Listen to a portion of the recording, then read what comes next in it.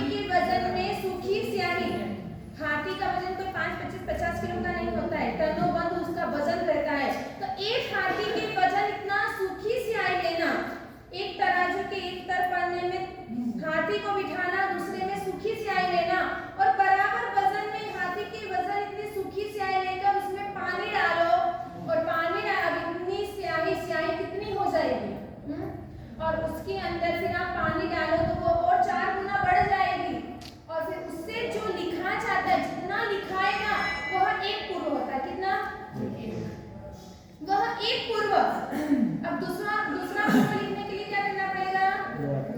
2 हाथी को लेना पड़ेगा, 2 हाथी के वजन इतनी स्याही लेनी पड़ेगी, फिर उससे जो लिखाया जाएगा वह दूसरा पूर्व होगा। अब तीसरा पूर्व के लिए 3 नहीं, डबल करना पड़ेगा।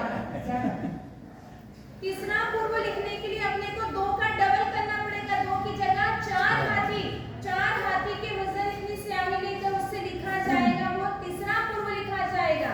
अब चौथा पूर्व लिखने के लिए 4 का डबल 8। अब डबल करते जाना है। चौथा पूर्व लिखने के लिए 8 हाथी की, पांचवा पूर्व लिखने के लिए 16 हाथी, पांचवा पूर्व लिखने के, छठा पूर्व लिखने के लिए ऐसे डबल करते जाना। 16 दूना 32 हाथियों का वजन, फिर 32 दूना 64 हाथी, ऐसे करते करते 14 पूर्व के हाथी कितने हो जाएंगे? डबल करते जाना और कल संख्या में कल आकर बताना। ऐसा होगा 14 पूर्व का साथ।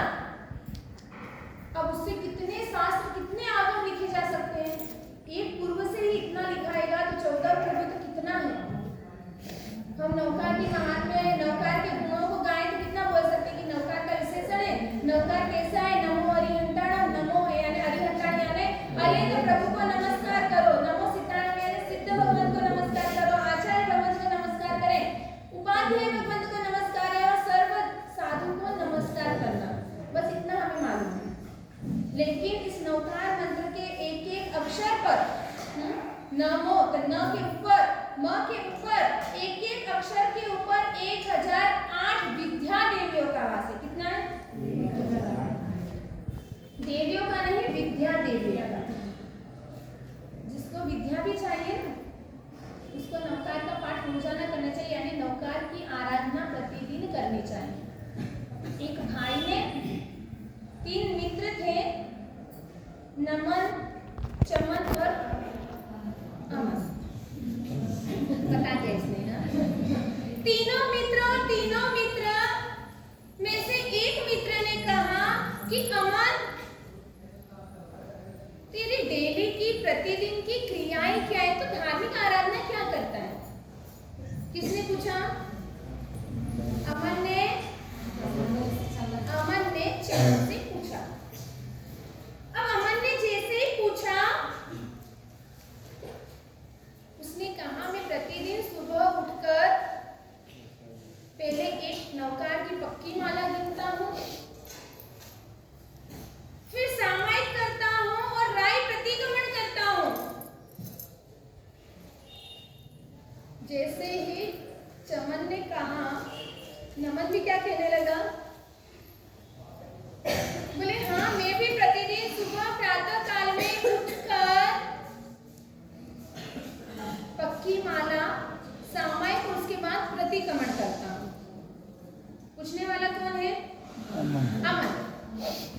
चमन और नमन ने दोनों ने बात कह दी और उसके बाद दोनों ने उस अमन से पूछा कि हमने तो बता दिया कि हमारी दैनिक की रूटीन धार्मिक क्रिया क्या है, लेकिन अमन जरा तू बताना तू क्या करता है ना?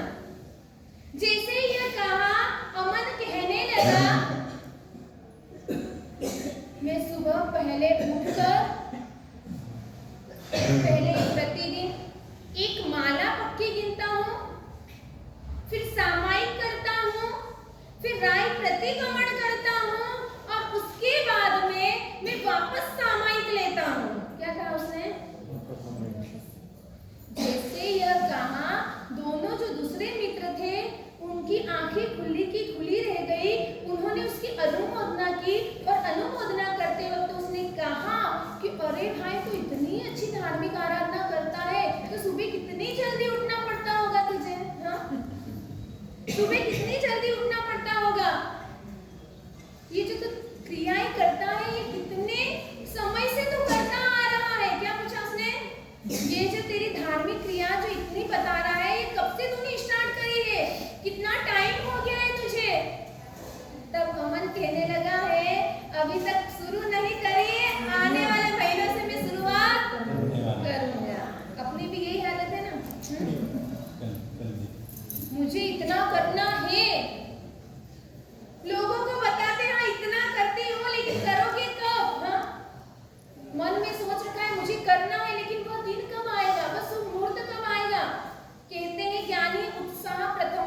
मुहूर्त, क्या कहा है?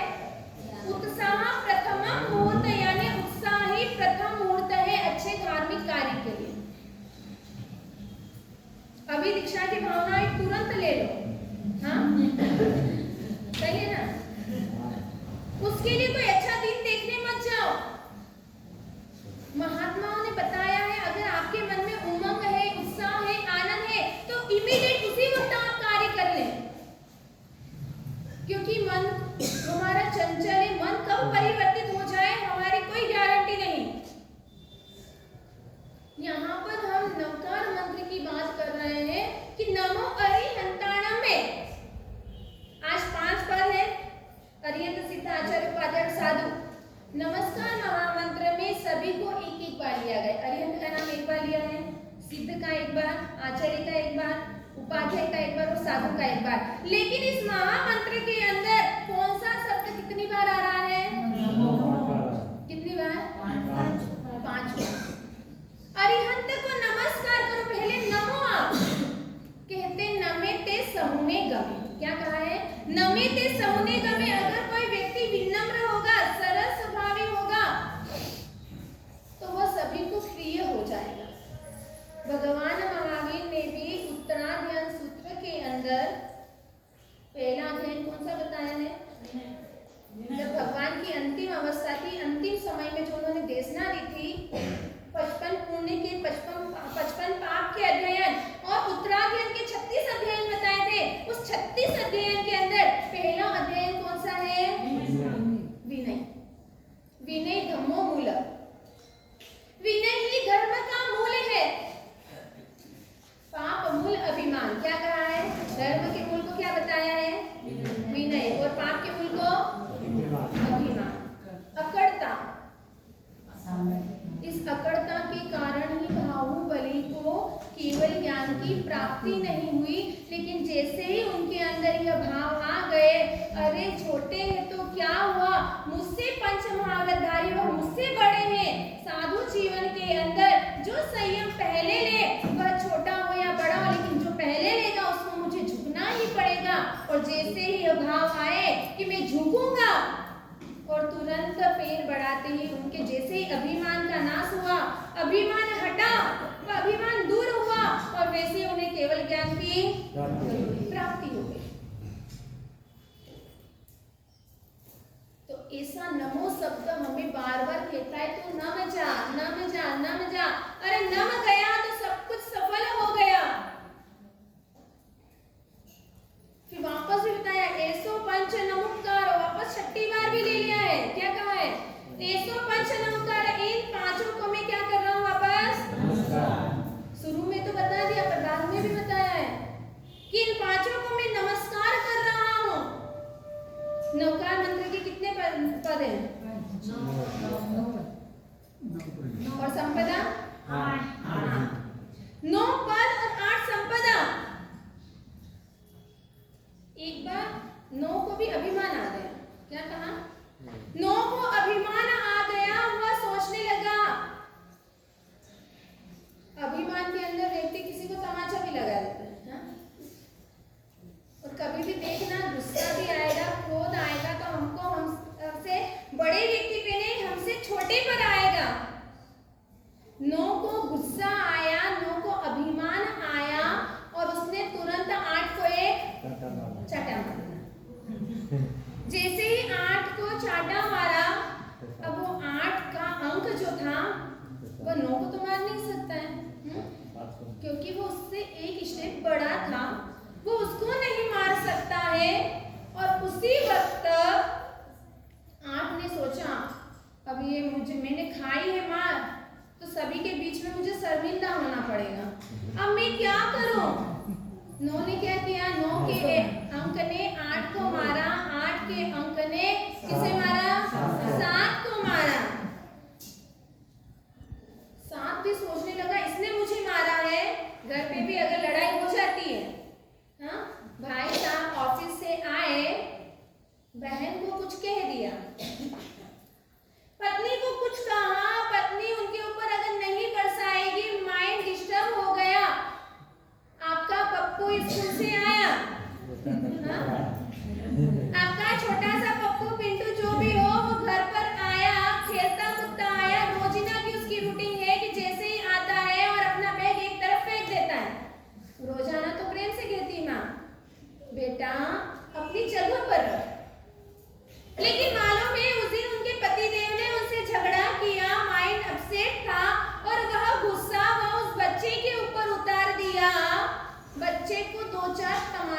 सुला दिए। अब बच्चा भी रोने लगा। बच्चा माँ को तो मार नहीं सकता। अब वह क्या करेगा? उसके जो खिलौने रहते हैं ना, उसको तोड़ मोड़ कर देगा, उसको तोड़ने का कार्य कर देगा। और तो और अब उससे नीचे तो कोई होता नहीं है। कभी कहना हो तो घर पे जो नौकर वाले आते हैं, काम वाले, उनको दो चार शब्द उसने सुना दिया। अब वह काम वाली उस पप्पू को कुछ कह नहीं सकती है, और उसके कारण वह किस पे कर देती है? बर्तनों के ऊपर सारा वो सारा गुस्सा बर्तनों पे निकाल देगी। यानी कि इतने जोर जोर से गिराएगी, पटकेगी उन बर्तनों को, और सारा गुस्सा वह वहां पर निकाल देती है। तो याद रखना, कभी भी गुस्सा जो क्रोध है वो अपने से नीचे वाले पर आता है। अगर हम अभिमान, हमारे अंदर जो गर्व है, हम उच्च इंसान को नहीं दिखाते हैं, अपने से मीडियम जो रहता है, अपने से जो नीचा व्यक्ति रहता है, उसके सामने हम अपना गर्व दिखाते, अपना अभिमान दिखाते हैं, उसके सामने हम सीना तान कर खड़े हो जाते हैं। तो यहाँ पर भी 9 ने 8 को मारा, 8 ने 7 को मारा। 7 भी बेचारा सोच रहा है मैं 8 को मार नहीं सकता हूँ। 7 के अंक ने सोचा मेरे से छोटा ये 6 बैठा है, हाँ? और उसी वक्त उसने 6 को मारा। अब 6 भी सोच रहा है अब मैं क्या करूं। 6 ने 5 को मारा, 5 ने 4 को मारा, 4 ने बोलते जाओ 1 ने 9 को, 1 ने किसको मारा? 9 को, हाँ? 9 को ही मारा। एक ने 0 पीछे ले लिया। हाँ, कौन वाला है? 0 को पीछे ले लिया।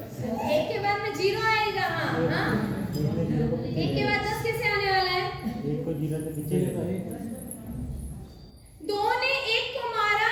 1 बेचारा सोच रहा है, 1 क्या सोच रहा है? मैं किसको मारूं? 7 ने तो सोचा ये हट्टा कट्टा 6 बैठा है तो 6 को मार दिया। 6 ने सोचा मेरे जैसा एक तगड़ा है वो अभी 5 को मार दिया। 5 ने भी सोचा ये अच्छा चौड़ा है इसको 4 को मार दिया। 4 ने 3 को मार दिया, 3 ने 2 को मारा, 2 ने 1 को मार दिया। अब 1 सोच रहा है मेरे नीचे कौन है? 0 है।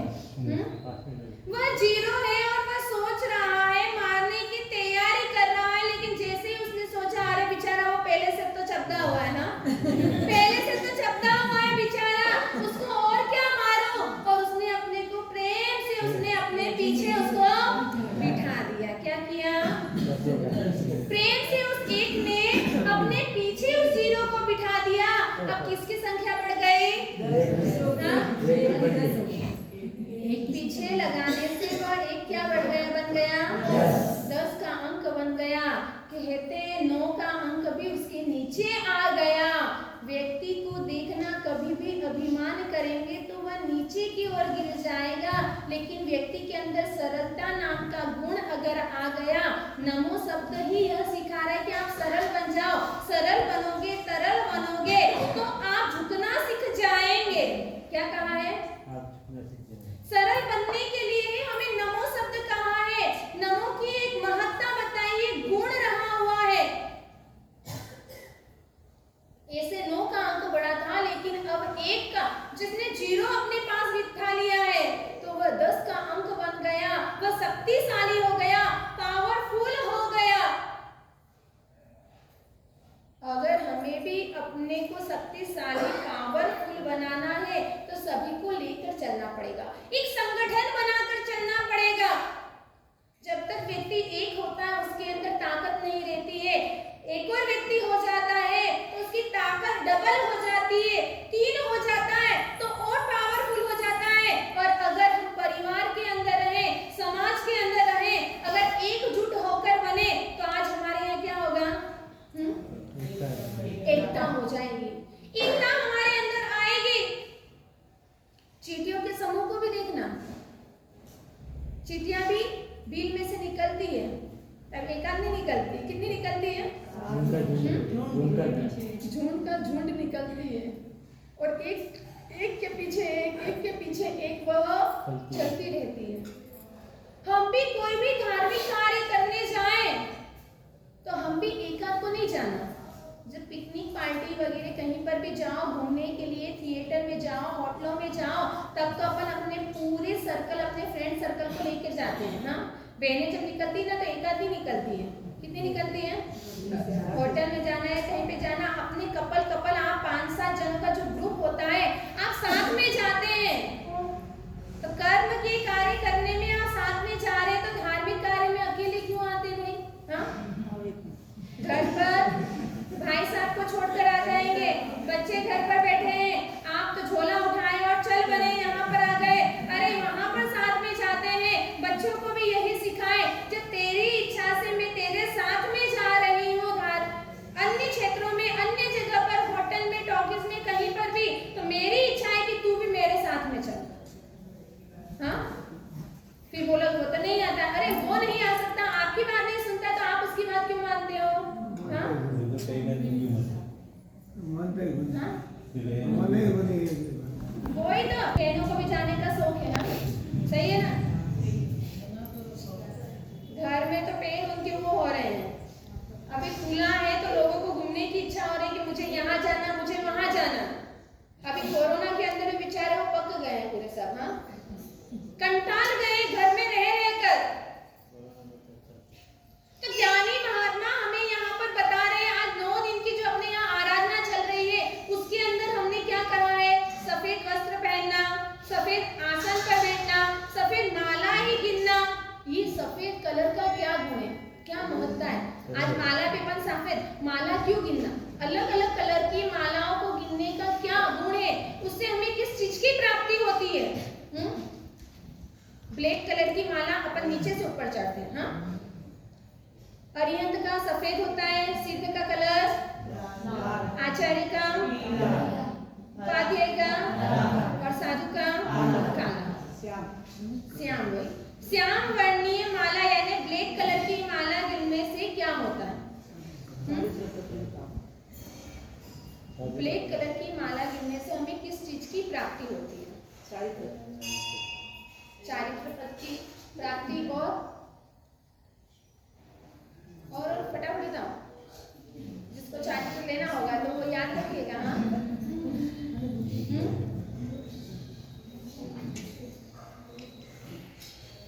ब्लैक कलर की माला गिनने से हमें चारित्र पद की प्राप्ति भी होती है और हमारा शरीर आरोग्यवान होता है। क्या हमारे शरीर में कोई रोग नहीं आता है?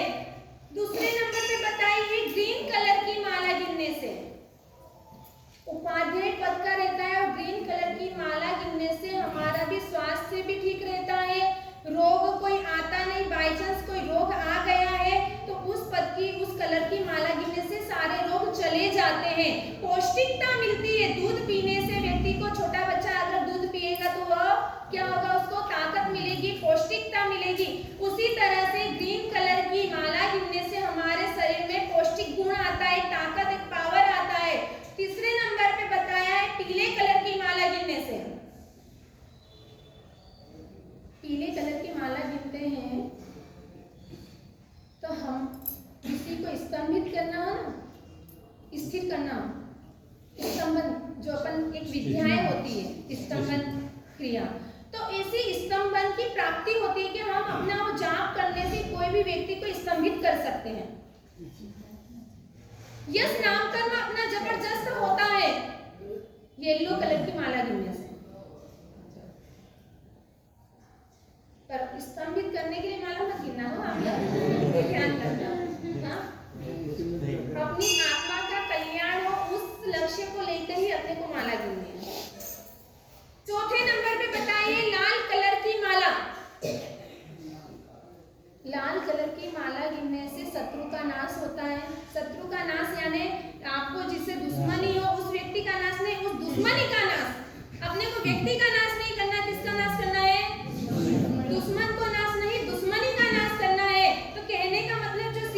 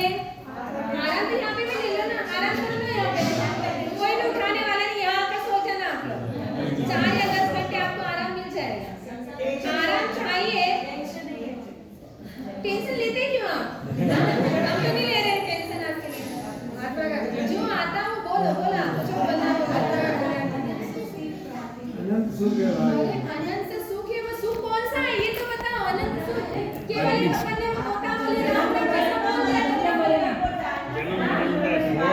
तो बंदे यानी मोक्ष में चले गए, जन्म मरण की परंपरा आपने यहाँ पर नहीं रहेगी। लेकिन वहां दीदी आप करोगे क्या? यहाँ पे तो आपको बहुत कुछ मिल रहा है ना। आपको फुर्सत में बैठना अच्छा नहीं लगता है, हाँ फुर्सत में बैठना आपको अच्छा नहीं लगता, तो वहाँ जाके करोगे क्या? हाँ वहाँ पे ना घर है आराम करने के लिए, ना कोई बैंक है और ना कोई होटल है। यहाँ पे अगर आप 2 घंटे आप फ्री हो ना, तो अपन क्या सोचेंगे, बगीचे में घूमकर आ जाते हैं, पार्क में चले जाते हैं, होटल में चले जाते हैं। वहाँ पर जाने की आप कोशिश करेंगे। अच्छा पहले की इच्छा होती है कि वहाँ पे ना हीरा है, ना माणिक है, ना मोती है, ना गाड़ी है, ना विमान है। वहाँ पर देवलोक की ओर इच्छा करोगे कि हाँ मुझे देवलोक में जाना, तो वहाँ पर अप्सराएं हैं, देव विमान है और सुंदर सुंदर आभूषण मिलेंगे आपको। लेकिन मोक्ष में तो कुछ भी मिलने वाला नहीं। वहाँ पे ना भोजन मिलेगा, ना पानी की कितनी सी बूंद मिलने वाली है। हाँ फिर भी जाना है आपको। हाँ इच्छा ही नहीं होगी। इच्छा भी नहीं होगी, क्या बात कर रहे हो? इसकी इच्छा नहीं है, वहाँ जाने के बाद इच्छा नहीं होगी। अरे यहाँ पर इच्छाओं को बंद करें आप। इच्छा और वहाँ जाने के बाद इच्छा ही नहीं होगी, ये क्यों सोच रहे हो?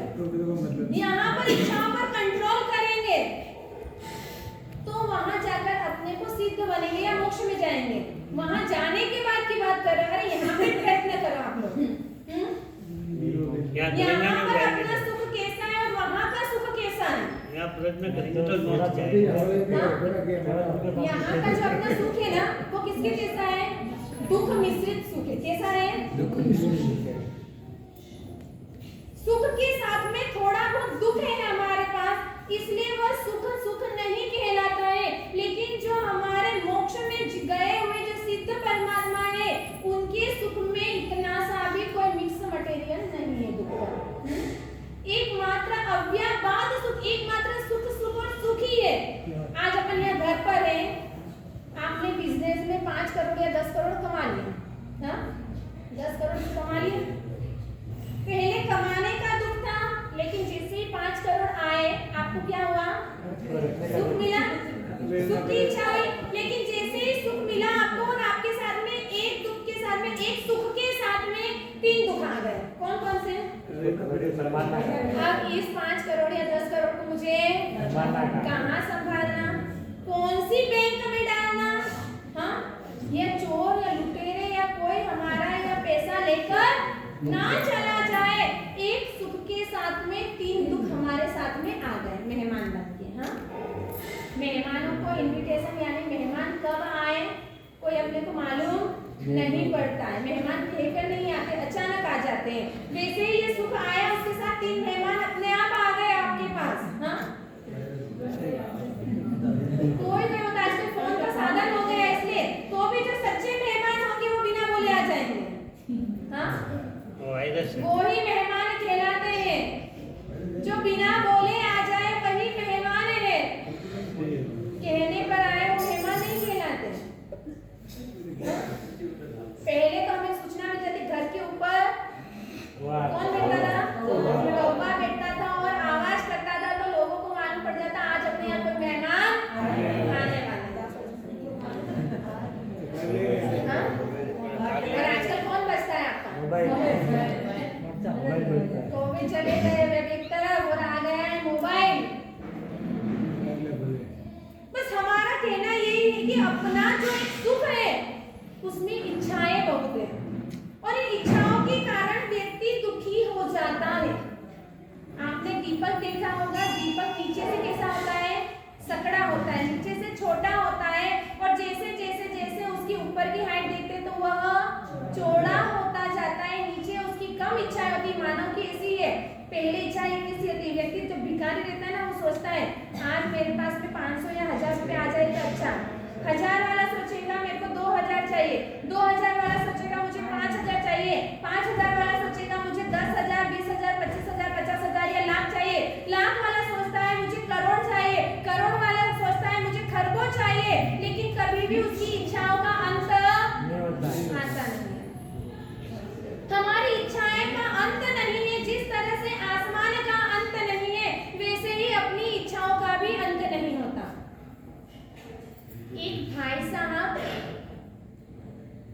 किसी को यहाँ से ही ले लेते हैं भले अपन।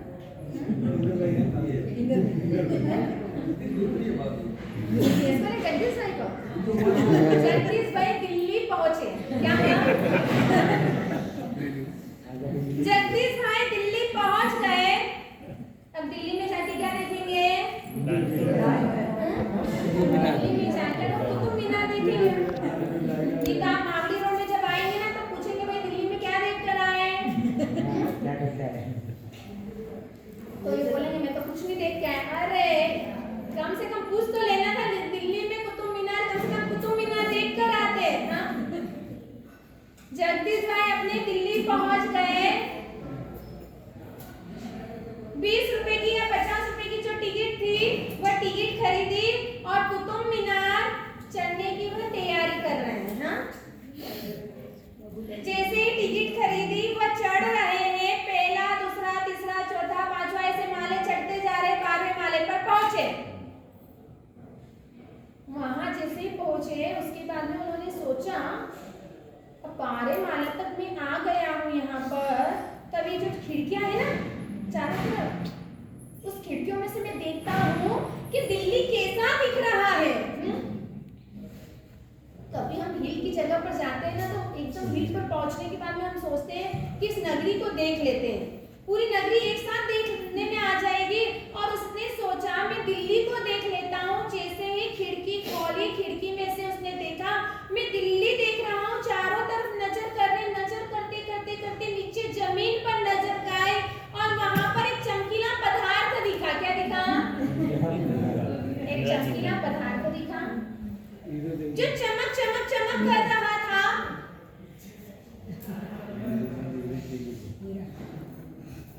अब जैसे साइड नजर कहाँ जाएगी?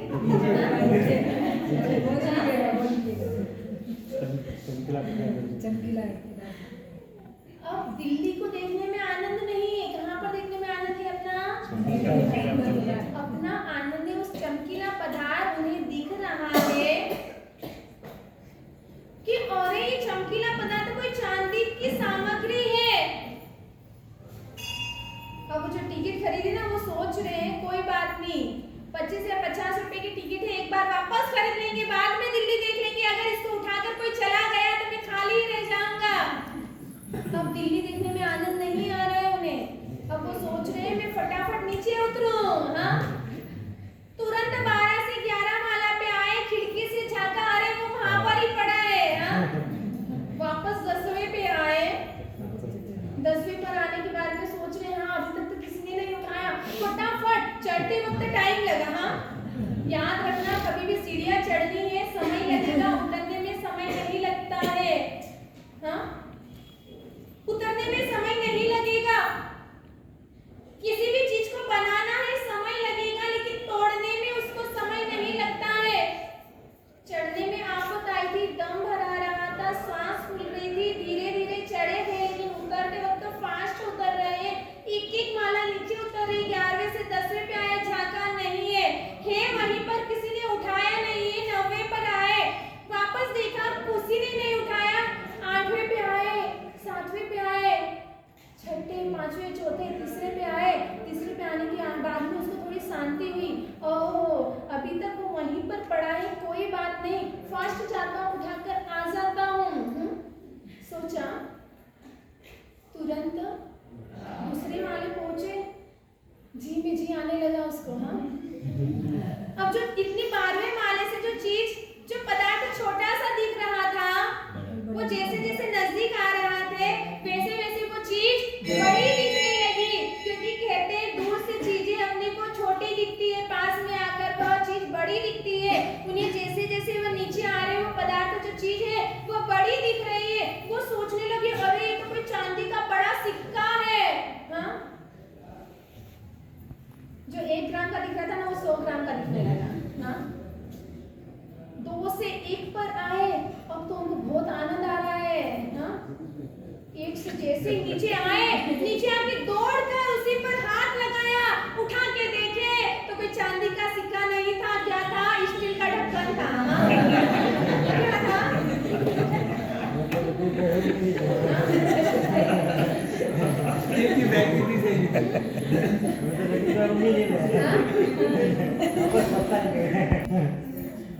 क्या करना है? अफसोस हो रहा है। उन्हें अफसोस हो रहा है, अरे मैंने क्या कर दिया, मुझे तो लग रहा था ये चांदी का 100 ग्राम का सिक्का होगा, लेकिन ये तो स्टील का ढक्कन है, क्योंकि सूर्य की किरणें स्टील के ढक्कन पर जाती तो वो ज्यादा ही चमकता है ना। अब उसे पछतावा आ रहा है, वो सोच रहा था मैं अपेक्षाएं नहीं रखता तो आज मैं नीचे नहीं उतरता, मेरी टिकट फालतू नहीं जाती, कम से कम मैं दिल्ली को देखने का आनंद मनाता। हाँ, अपनी इच्छाएं भी ऐसी है। उस व्यक्ति की बातें सुनकर, उसका दृष्टांत सुनकर हमारे मुख पर थोड़ी सी स्मित आती है, हंसी आती है, खुशी होती है, आनंद मनाते हैं।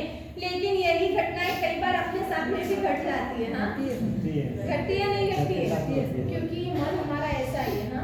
भले लाखों का करोड़ों का अपने पास बिजनेस हो, लाखों करोड़ों में हम खेलते हो, लेकिन कई जगह पर छोटी छोटी चीजों के कारण अपने मन में भेदभाव हो जाता है, मन परिवर्तित हो जाता है। लाखों की संपत्ति आप कितना ही दान पुण्य भी करते होंगे, लेकिन ऐसी जगह पर आकर हमारा माइंड वहां पर स्थिर हो जाता है। छोटी छोटी सी चीजों के पीछे हम कुछ ऐसा कार्य कर बैठते हैं। तो यहाँ पर ज्ञानी यही कह रही कि अगर सफेद माला से अगर हम माला गिने या नौकार की आराधना करें, तो जो हमारे मन में रही जो अपेक्षा है, जो इच्छा है, उसका नाश होता है। और अपेक्षा इच्छाएं जो रहती है उसका नाश होगा तो ही मोक्ष मिलेगा।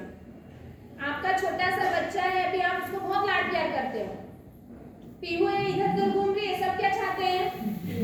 उसको बुलाते हैं, और बुलाने पीहू मेरी तरह देखो,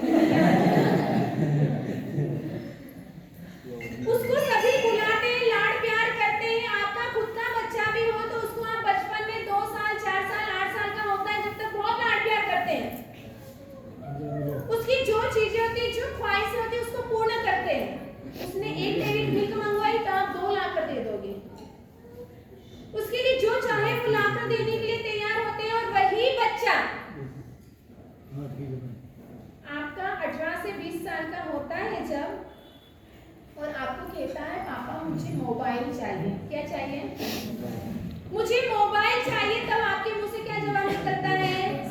खुद कमाओ और हाँ, खुद कमाओ और खुद लेकर आओ। हमारी अपेक्षाएं चेंज हो जाती है, हमारे जो मन की जो इच्छाएं होती है वो चेंज हो जाती है। बचपन में आप उसको सामने से ला कर देते हैं, थोड़ा बड़ा हो गया उसके बाद में आप उसको कहते हैं कि अब तू कमा और तू लेकर आ। और उसके बाद में अगर वह शादी कर ले, बहू आ जाए, बहू आने के बाद में अगर आपका बेटा कह देता है, पहले आप सोचते हैं कि मेरा बेटा ही मेरा बुढ़ापे का साधन है, यानी वो सहारा है हमारे लिए। और वही बेटा जैसे ही बहू आई और अलग हो गया, आपको कहने लगा आप आपके घर पे और मैं मेरे घर पर, आपको क्या होगा? हाँ, दुख होगा। क्यों होगा? क्योंकि आप उसको अपना बेटा मानते हो। आपने मन में सोच लिया था इसकी जैसे मैं सेवा कर रहा हूँ वैसे ही बुढ़ापे में यह मेरी सेवा करेगा। अपने अंदर ये अपेक्षा रही हुई है। हाँ? और इसी अपेक्षा के बदले में अपने को दुख की प्राप्ति होती है। अरे बच्चा तो पहले भी आपका ही था और अभी भी आपका है, कोई दूसरों का नहीं होगा, लेकिन आपके मन में एक अपेक्षा रही थी कि यह बुढ़ापे में मेरा सहारा बनेगा। और वह सहारा नहीं बनता है तो अपने को दुख होता है। तो जब तक हमारी अपेक्षाओं का अंत नहीं होगा, अपेक्षा का अंत करना है, यानी कि परिग्रह परिमाण व्रत का बचकाने। हर चीज की अपेक्षा, किसी भी चीज की अपेक्षा हो सकती है। बच्चों के प्रति भी होती है, धन के प्रति भी होती है, दौलत के प्रति, मकान के प्रति, कपड़ों के प्रति, सब के प्रति अपनी एक अपेक्षा भाव जुड़ा हुआ है। हाँ, मैं ये कपड़े की, ये इस कलर की साड़ी पहनूंगी तो मैं सुंदर दिखूंगी, और किसी ने आकर बोल दिया अगर ये साड़ी में तो जम नहीं रही है, हाँ, तो क्या हो गया? क्या हो गया? मूड आपका पूरा ऑफ हो जाता है। अगर भगवान आपके सामने प्रकट हो जाए और भगवान बोले मांग, तुझे क्या मांगना है, मैं तुझे खुश कर दूंगा, तो आप क्या कहोगे? भगवान अगर सुखी करे तो सबको करना, लेकिन शुरुआत मुझसे करना। हाँ, अपनी इच्छा क्या होती है? सुखी बनाना हो तो सबको बनाना, कोई बात नहीं, लेकिन शुरुआत मुझसे करना। भगवान कहते हैं यहाँ पे 200 देश है अपने यहाँ, 200 देश में से तू मांग ले कौन सा देश चाहिए तुझे सुखी बनाने के लिए। आप कौन सा देश मांगोगे? कौन से देश की इच्छा रखोगे? कौन सा देश सुखी होना चाहिए? भारत देश। क्योंकि अपन कहाँ रहते हैं? भारत देश के अंदर रहते हैं, इसलिए आप भगवान से मांग लो कि भारत देश दे दे। भगवान उसके बाद पूछे और कहे कि भारत देश भी बहुत बड़ा है। हाँ, भारत देश बहुत बड़ा है, कौन सा राज्य चाहिए तुझे? उस राज्य को मैं राजस्थान। आप तो रह रहे यहाँ पर। हाँ?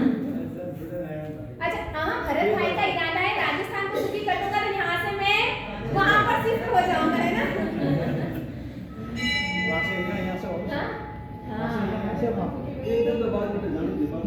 वो तो है ही सही। कहाँ आप मांगोगे? कर्नाटक। अब कर्नाटक में भी बहुत सारे नगर है। बोले इन नगरों में से एक नगर मांग ले तू, क्या मांगोगे? बेंगलोर नगर। अब बेंगलोर में भी बहुत सारे एरिया है, कोई एक नगर नहीं है। हाँ, तो क्या करोगे आप? किसको मांगोगे? मागड़ी रोड। अब मागड़ी रोड, हाँ? रोड में की बात कही भगवान ने कि मागड़ी रोड में भी बहुत सारे घर हैं, कोई एक घर चॉइस करके बता दे तो आप क्या करोगे? किसका घर चॉइस करोगे? हाँ? सभी अपना अपना घर बताएंगे, क्या कहेंगे? कि इस घर को सुखी कर दो। भगवान सुनते ही वह वापस कहेंगे कि घर में भी 5-7 मेंबर है, किसको सुखी करना? हाँ? घर में भी 5-5 मेंबर्स है, उसमें से तू बता दे किसको सुखी करना, तब आप किसको कहेंगे? किसको कहेंगे? मुझसे। हाँ, कि सुखी करना है तो मुझे सुखी कर दे। बस याद रखना, जिस तरह से सुखी होने की इच्छा अपने स्वयं से होती है, उसी तरह से धर्म आराधना की शुरुआत भी हमसे ही स्टार्ट होनी चाहिए। हमें शुरुआत करनी है, हमें ये नहीं देखना वो तो कुछ करती नहीं, घर पे फ्री बैठी रहती है, कोई काम काज नहीं है, लेकिन धर्म करने की इच्छा ही नहीं होती इसको। तो ये शब्द अपने मुख से कभी नहीं निकलता। अरे उसके पाप का उदय है, अभी उसकी पुण्यवाणी ऐसी जागी नहीं है, और उस पुण्यवाणी, जब पुण्यवाणी जागती है तभी व्यक्ति को धर्म आराधना करने की इच्छा होती है।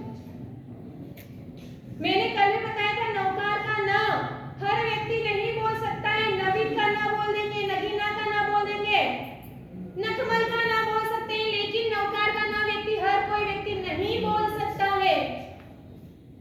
इसके लिए भी हमारी किस्मत चाहिए, पुण्यवाणी चाहिए, वही व्यक्ति नौकार का न बोल सकता है। तो ऐसी ही आराधना करने का सुअवसर हमें मिला है, तो इस अवसर को हमें खोना नहीं है, जितना हो सके उतना हमें प्राप्त करना है। रानी बिंदुर की घटना बताई थी मैंने एक बार, और हमारा आसपुर में भी जब चातुर्मास था, नौकार की आराधना चल रही थी, अखंड जाप चल रहे थे, एक परिवार को अचानक किसी कार्यवश जाना हुआ, रात्रि का समय था, वो कार्य पूर्ण करके दूसरे गांव से अपने नगर में आ रहे थे, बीच में रात को 12:30 से 1 के बीच में उनकी गाड़ी खराब हो गई। अब पूरा घोर भयंकर जंगल, और उस जंगल में कोई एक व्यक्ति नहीं दिख रहा, रात्रि का समय खराब हो गई, अब कोई दिख नहीं रहा, 1 घंटा होने आ गया, करीबन 2-2:30 हो गई। अब जंगल में समय निकालना मुश्किल है, वहां पर ही नौकार, क्योंकि अपने नगर में भी नौकार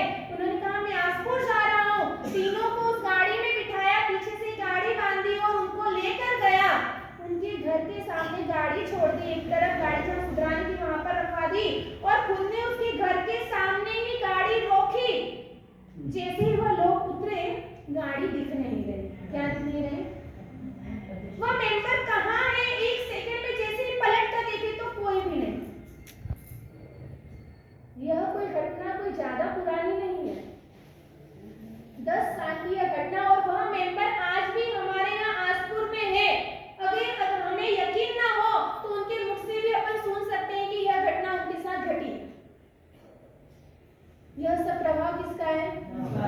मेरे नौका कहते हैं